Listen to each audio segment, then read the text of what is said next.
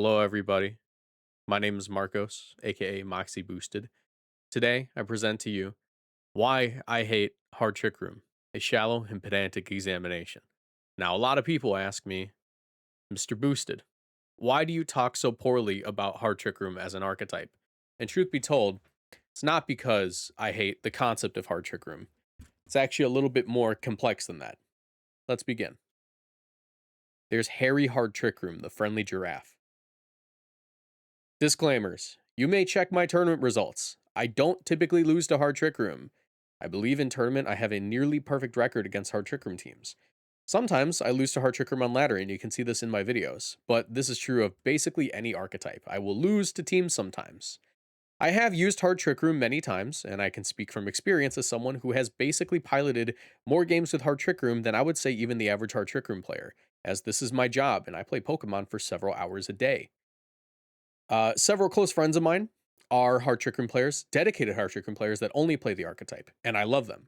So despite the immense slander I will spread with this video, I don't actually think that they're bad at the game, nor do I think that most Hard Trick Room players are actually bad at the game. This is just for fun. Hi, Harry Hard Trick Room. Table of content. What is Hard Trick Room? The average Trick Room experience from the point of view of the team. Issues with the archetype as a whole. The culture surrounding Hard Trick Room. That one sounds like I'm some kind of like old guy on the internet. I am old. I'm 27 now. I'm yelling at the cloud. And in conclusion, I don't think I made the in conclusion slide. I'm not giving Hard Trick Room that much time a day. I'm giving it 5 turns. Hi, Harry Hard Trick Room. What is Hard Trick Room? For those of you who somehow stumbled upon this video who do not know what Hard Trick Room is. Hard Trick Room is a playstyle that requires Trick Room to be active by all means in order to play the game comfortably and play towards its win conditions. There are teams that have Trick Room on them, like on a Sinistcha or a Farigiraf, that they're not considered Hard Trick Room teams. They just have it on there because sometimes when your opponent has Tailwind up, you need to flip the script. You need to go for the Trick Room to make sure that you're going first. You are not a dedicated Trick Room team. Hard Trick Room teams will have several ways to set up the Trick Room depending on what matchup they pull on Team Preview. In most situations, this setup will be a simple Trick Room setter with Fake Out or Redirection. And of course, Harry Hard Trick Room. Example teams. Sunroom. This is the least Trick Roomy Hard Trick Room team of them all. You usually see it with like a Torkoal and a Lilligant or a Venusaur. Now, Torkoal has Sun and it threatens heavy damage with Eruption or Heat Wave, but it is slow, meaning that it plays well in the Trick Room, but not necessarily outside the Trick Room. The Torkoal, however, does enable the Chlorophyll user next to it to go for Sleep Powder or Sludge Bomb in the case of Venusaur, or like Solar Blade or Close Combat in the case of Lilligant. Regular Hard Trick Room Psy Spam. This is a Hard Trick Room team that utilizes Indeedee for terrain to enable high expanding force damage. Use Indeedee for redirection and Trick Room. You have a Trick Room setter next to it like Hatterene or Armarouge, and then you go for Helping Hand Expanding Force. Expanding Force has increased damage in Psychic terrain, making it a very effective way of sweeping through the opponent's team, granted they don't have a Dark type. Though, I would say that this is one of the easier variants of Hard Trick Room to beat if you are experienced at the game. And regular Hard Trick Room. This is what I would just call a standard team with a bunch of strong Pokemon that want to play under Trick Room. You typically see these in restricted formats. It's simply a Trick Room team with several hard-hitting members that usually play out of Trick Room, or that can usually play out of Trick Room for a turn or two due to the bulk of the teammates, like Iron Hands, Ursaluna, or Calyrex Ice. We saw this pretty often in Regulation G and Regulation, whatever the other restricted one was. E? No, it wasn't F. I don't know, whatever. There's Torkoal, there's Hatterene, Brian Griffin, and Harry Hard Trick Room. What is the average Hard Trick Room experience? Well, it differentiates. On the ladder, 60% of your games are going to be simple. You know, your opponent is not building specifically to beat Hard Trick Room on the way up the ladder. So we'll consider this the experience from beginner tier up to Master Ball tier, right? This is the climb. 60% of the games are going to be simple. The opposing player will lead off with their Pokemon. The Hard Trick Room player will lead off with their Trick Room setup. A Pokemon such as Torkoal will hit the field once the Trick Room is up, and it's going to go for a Helping Hand boosted Eruption. If the Torkoal faints, they'll go with the Sylveon instead, or maybe they'll lead off with Sylveon. It depends on the matchup. That is typically the hardest decision the Trick Room player will have to make on turn 1 on their climb to Master Ball tier. Whether they want to go with Sylveon or Torkoal in the initial few turns. Something to note here is that I actually don't think there are any great Hard Trick Room Mega Pokemon. I think most Hard Trick Room teams do well without a Mega Pokemon. Typically, you get more value out of your Torkoal and your Sylveon anyways. So yeah, I just think that's a little observation. Sometimes you go with like a Kangaskhan, which is pretty okay. The most daring of Hard Trick Room players will convince themselves that they are special though, and they're not conforming to the regular Hard Trick Room meta by running a Mega Crabominable, a Mega Golurk, or a Camerupt, aka Temu Torkoal. Now, Torkoal is usually better than Camerupt. Camerupt does not have Eruption. It does have Sheer Force boosted Heat Wave, but that can miss, and it does have ground coverage. But for the most part, Torkoal is going to be more affordable and get you more value. On the way to Master Ball, you'll have an easy time. You'll climb up to Master Ball 3 before making the arduous journey down to Master Ball 4, where they will usually park until the season ends. And this is unfortunately due to the fact that at that point in Master Ball tier, you're more likely to face people that know how to beat Trick Room without needing double protects. Hi, Harry Hard Trick Room. So, I've encapsulated this climb with my only Hard Trick Room players can solve this puzzle challenge, impossible difficulty. We have Farigiraf and Torkoal on the Hard Trick Room side, and we have 2 Steel types on the opposing side of the field. There's 4 turns left to Trick Room. The opponent has no other Pokemon. Both of the opponent's Pokemon have used Protect successfully for the last 3 turns. This means that the chances of them using Protect are extremely small. And if they do go for Protect, it's going to fail. They also gave their little brother the controller. This is a slander post. I posted this one to stir the pot. Obviously, you'll want to go for Helping Hand Eruption, but I will let you know that somehow people got this wrong. They got this puzzle wrong. So, unfortunate. The slander might be a little correct. Only real Hard Trick Room players can solve the puzzle. The average Hard Trick Room experience in tournament is a bit different from on ladder. 30% of the games will be simple rather than the 60%. The opposing player will lead off with their Pokemon, and the Hard Trick Room player will lead off with their Hard Trick Room setup, as you are required to do if you're running Hard Trick Room. The opponent will use a move that the Hard Trick Room player has never heard of, such as Taunt, Roar, Imprison, or seeing Trick Room go up from the opponent's side of the field. All of these prevent the Hard Trick Room player from getting their Trick Room up, instantly losing them the match. This is due to the fact that in open team sheets, Hard Trick Room is much easier to prevent, as the opponent can identify the setup method, whether that be redirection, having it on multiple Pokemon, or just playing that 50-50 because you can just go for one or the other, you know? Or sometimes you just let them go for it. Alternatively, they don't have a way to stop the Trick Room. The Trick Room will go up, and the opponent will simply switch in resists to the Eruption, such as Incineroar, or resists to the Hyper Voice, such as Golden Go, to tank the hits, and then click Protect, pivot, and attack when possible until the Trick Room ends. At which point the Hard Trick Room player will lose in 6 turns instead of 2. Several Hard Trick Room players in tournaments will finish with a decent enough record to make day 2 or secure points, ultimately making the run a success, and you really can't scoff at that. Hi, Harry Hard Trick Room. So, you're just going to play one team because it's easy? Perhaps. Hi, Harry Hard Trick Room. So, issues generally with the archetype. Why do I have issues with the archetype as a whole, and why do I basically choose to not play it in tournament many times? Ultimately, I do think that this archetype preys on less experienced players to make up both its player base and the ideal opponents for the archetype. It's limited in its potential due to the fact that unlike many other archetypes, even Rain you can make the argument for, Hard Trick Room struggles into faster teams if their specific field condition isn't active. Basically, if you're running a team of very slow Pokemon, yes, you know, you're likely going to be able to eat a hit. However, you're opening the team up to more RNG. This is why you prefer going first. This is why Trick Room is necessary for the team to work. This is why Tailwind is necessary for some teams to work, right? You're more likely to get Rock Slide flinched if the Trick Room doesn't go up. You're more likely to get crit. You're more likely to get burned, frozen, paralyzed. There's lots of things that can happen to you if you move second in Pokemon. So moving first is ideal. And unfortunately, due to the fact that most Hard Trick Room teams don't have very many fast Pokemon at all and need the Trick Room to go up, you end up just kind of seeing them underperform once the Trick Room doesn't go up. Hard Trick Room also has far less major wins than basically any other archetype due to this fact. If the Trick Room gets stopped, which in many cases it's pretty easy to stop, they're not going to do it, right? They're not going to make a very deep run. They might make a deep run, but they most likely won't win because, frankly, winning a Pokemon tournament is like 90% skill and like 10% luck. You do need RNG to go in your favor when it comes to matchups, and you need to make sure that you're minimizing bad luck. This is why we don't run inaccurate moves and why Hard Trick Room struggles to make it all the way through. So, several of the most successful Hard Trick Room players, the actual people who have won major tournaments with this, don't exclusively play Hard Trick Room as that's unreasonable to do. Like, no one playing Pokemon, if you want to be good at the game, should only play one archetype.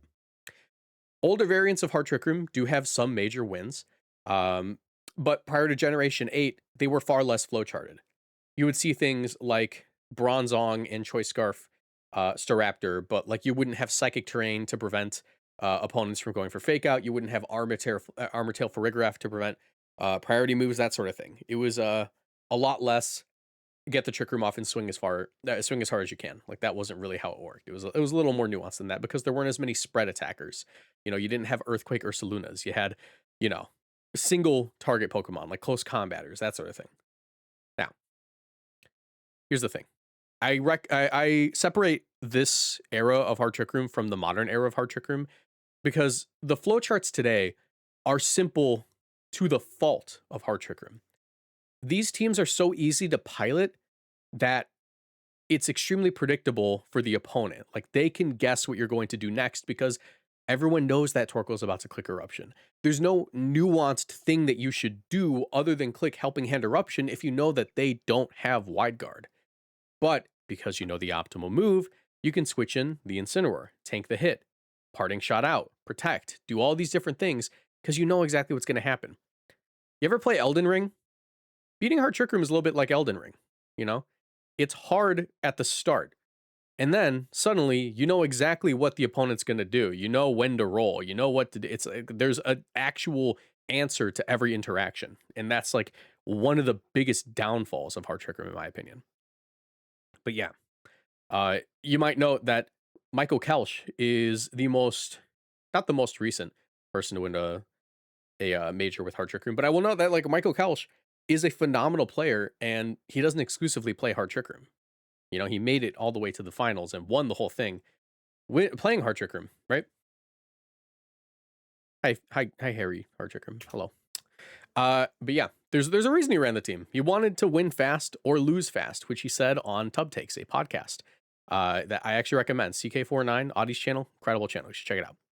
So, one of my other issues with Hard Trick Room, to be honest, I could forgive all of this if it weren't for the actual people who like swear by Hard Trick Room. The online culture of Hard Trick Room, once again, I sound like an old guy yelling at a cloud. Disclaimer, not all Hard Trick Room players are like this. And other non-Trick Room players can be like this. There are Rain players like this. There are Charizard players like this. There's people who play Sand that are like this. But it's far more common with Hard Trick Room than any other archetype for some reason. And I think I know why. So, Hard Trick Room players sometimes will literally only play Hard Trick Room. And this is mostly due to the ease of play. Hard Trick Room can be seen as sort of a training wheels archetype. And that's not an insult. That's just kind of how it is, right? The skill floor for Hard Trick Room is extremely low. Anyone can pilot it, and this will result in better placements for less effort. If you need to teach somebody how to play Pokemon, you're going to give them a simple flowchart team such as Dondozo or Hard Trick Room, because there is a correct answer for most situations rather than nuanced interactions that you might have when you're playing Charizard or when you're playing some kind of like rogue team, like a Swords Dance, Sneasler, like grassy surge with seed sort of thing. Like there's teams where there's more nuanced decisions that have to be made. But with Hard Trick Room, because it's such a simple flowchart, it's very easy to teach someone the fundamentals of Pokemon. Now, this doesn't mean that the skill ceiling for Hard Trick Room isn't high. It just means that the average player isn't going to strive to reach it as much, and they're much more comfortable just getting their Master Ball placement and feeling secure in the fact that they can probably beat like 60% of players, right? Most successful players with Hard Trick Room will admit to the team being easy, at least mentally, with MDB once again saying that he would rather either win fast or lose fast in his Stockholm regional run. Hello, Harry Hard Trick Room. So let's continue this. Generally speaking, the people who pilot Hard Trick Room alone get comfortable playing it, and they don't feel the need to try out other archetypes, as, for lack of a better term, they do require a little bit more thinking to pilot even at lower levels. Once again, I'm not saying this as an insult to Hard Trick Room. It's just a fundamental truth to how flowcharty the team is. Now, despite this, many Hard Trick Room players do speak with authority about other archetypes, even if they have no experience playing them, as they have fairly good placements and ladder rankings, making them feel comfortable with their uh, prescriptions on, or like prescriptive statements on the metagame. Here's the thing. Many times when I have made jokes about Hard Trick Room players, the replies that I will get will be things like, well, you're probably a Zard slot player, which is like number one, ding, ding, ding. They're not too familiar with the metagame if you're talking about that. Calling someone a Zard slot player because they have an issue with Hard Trick Room means that you think that maybe you might be better than them because you're playing something that isn't the best team in the format. And that's a whole different discussion, right? However, Hard Trick Room is an archetype that fundamentally plays on its own at its own pace. It sets up a field condition, and if it gets that field condition, it really doesn't have to interact with much of the metagame. You're not interacting with a lot of different mechanics because there's usually a Farigiraf or Psychic terrain on the field, meaning that you're not interacting with priority, you're not interacting with many cases opposing weather because you have your Torkoal up and you can just set it up. And in many cases, you're not really thinking about certain switches because even if they were to switch in that Incineroar, your best play is probably still Helping Hand Eruption. Doesn't matter that Incineroar's coming in, you get most value from just doing the move that you were going to do anyways. You don't really interact with a lot of the game's mechanics as a whole, and I think that that makes it difficult to speak prescriptively about the metagame. Now, here's the thing. Only ever playing one archetype, no matter which one, whether it be Rain, Hard Trick Room, even Charizard, right? Even if you're playing those sort of things, it does disqualify you from speaking about the metagame as a whole. At least, I'm not saying you don't get to talk about the metagame. I'm saying that, like, it is a little bit of a disqualifying factor if you don't have experience playing other teams, as you don't interact with them. Now, this somewhat applies to the best teams in the format. This applies to Lycanroc, Frostlass, like that team. This applies to Charizard, Garchomp. This applies to, I don't know, Staraptor, Sands. Like, these are like some of the top teams right now. If you do only play those teams and nothing else, this does apply to you. You can't really speak prescriptively about the format or with authority. However, this is to a much lesser extent, as these are the teams that are the best in the format. These are the teams that other people build their teams in respect to. So you kind of do have a little bit more ground to stand on, as you are the team that everyone's trying to beat. You are the meta that can be talked about, right? Now, despite this, every perspective on the game is skewed somewhat due to your own experience. I, for example, only played Wo Chen for an entire season, which is why I think it's hilarious when I make jokes about Hard Trick Room and people go, "You only play meta teams. You've literally never spoken to me in your life." Okay, so, all right, so every perspective is skewed, like mine with Wo Chen, right? I literally thought that Iron Hands and Chen Pao weren't as good as they were because they didn't hit that hard. I had a snail on the field, bro. I turned off all the physical damage. You know, I thought they were scary because they both hit it for super effective, but like, my Fluttermane was living hits, so I didn't really care. That's what I mean. Now, it's a matter of being able to recognize the fact that your perspective on the metagame is skewed, and then adjusting your opinion slightly to compensate for that. So, a Hard Trick Room player might, for example, say, Incineroar isn't that strong. I don't really get it. Like, I Helping Hand Hyper Voice that thing and it drops in 2 turns. It doesn't get anything done. Well, that's because you have a Farigiraf on the team. You can't fake out that Pokemon. Garchomp isn't all that. Well, that's because you have Trick Room up and Sylveon can one-shot it. Still have issues with Charizard, which I think is really funny. They always have issues with Charizard because, spoiler alert, Charizard does pretty well into both the Hard Trick Room mons and can sometimes just KO things on setup. You Weather Ball that Farigiraf and suddenly that Trick Room don't go up if you crit. Very difficult Pokemon to play around sometimes.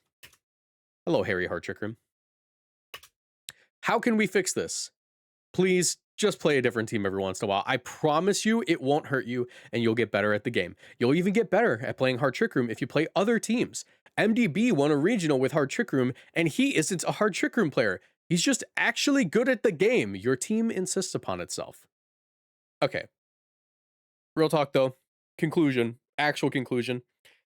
This is most of my issues with Hard Trick Room. I think that it mostly has to do with the fact that it is a particular type of team that encourages people just being comfortable with it and not trying other things. That's not to say that that's not okay. You can just play what feels comfortable, what makes you feel the best when you play the game. Play what you like, play how you like. That's entirely fine. However, I will keep making jokes about it because it's just fun. Everyone has a team that they like to slander. For me, it's Hard Trick Room. But I do think that like only playing one team is something that is detrimental to growing at the game, and being open to trying different things is important for having nuanced opinions in the game that are, for lack of a better term, more valid. You need to interact with the metagame in order to understand it better and play better and be able to help the people around you even better. So that is a joking but also generally truthful about my opinion on Hard Trick Room. It just kind of stagnates players. Literally it is just like it stagnates players. People will get comfortable with it and like never play anything else. It's fun. I will say Hard Trick Room is fun to play. I do enjoy it. I just encourage Hard Trick Room players to try another team. You'll like it, I promise. And you'll get better at playing Hard Trick Room. That's going to be it. Thank you so much for watching. I hope you guys like the Family Guy references and subscribe.